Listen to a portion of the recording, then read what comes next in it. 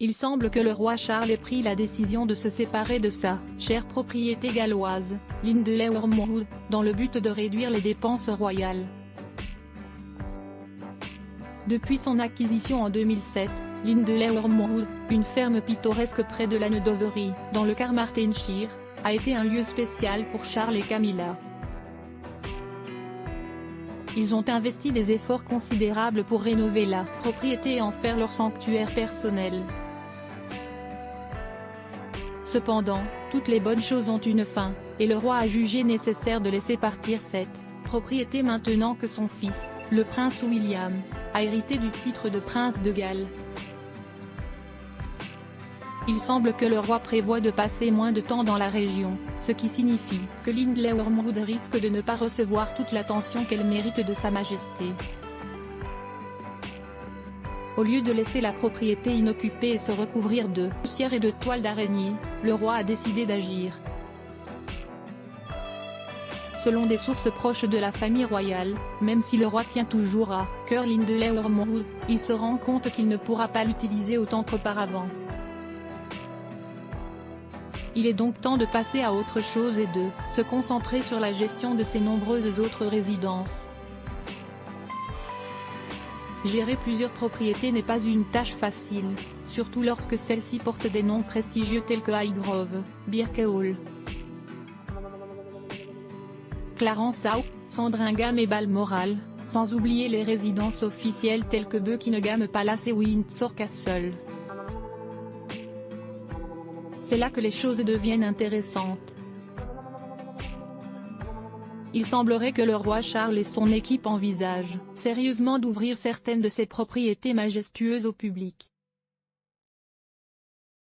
Cela pourrait non seulement permettre de partager ces joyaux avec le grand public, mais également de générer des revenus indispensables.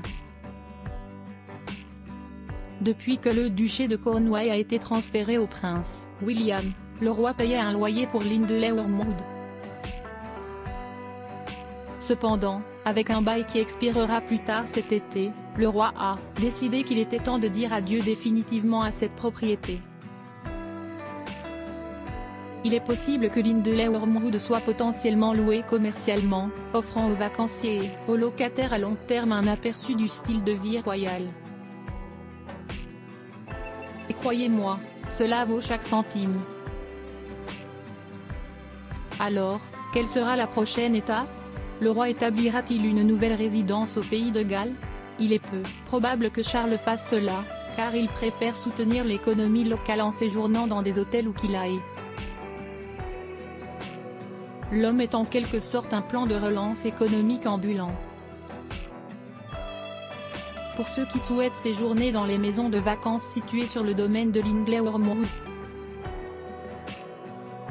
leur prix varie de 550 à 1200 livres par semaine, en fonction de la saison. Si vous avez quelques livres en trop et que vous avez envie d'une escapade rustique, ne cherchez plus et envisagez de louer l'absinthe de Lindley.